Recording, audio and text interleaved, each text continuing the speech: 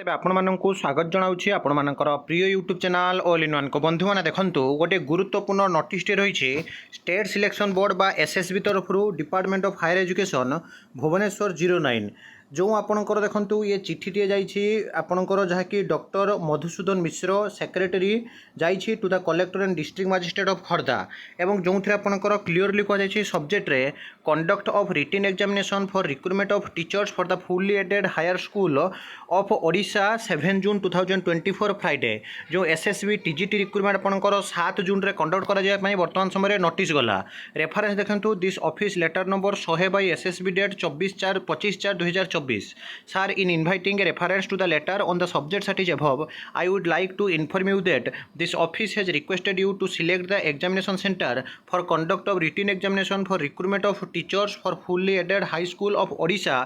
आपणकर जहाँकि list with other relevant information 30/4/2024 the examination centre आपणकर जो देखिए लास्ट बाई आपणकर जहाँकि 7/5/2024 is view of the examination urgency एवं this may be treated as most urgent. तो फाइनाली एत दिन है जो परीक्षा आपण मैंने अपेक्षा करते तार नोटिस आसीगला यही सब ऑथेंटिक जेन्युइन और ट्रस्टेबल इनफॉरमेशन चैनल को सब्सक्राइब लाइक शेयर करूँ विदाय दिंतु एक नुआ भिडियो सहित पुणी थे आपको आसबि बंदे उत्कल जननी।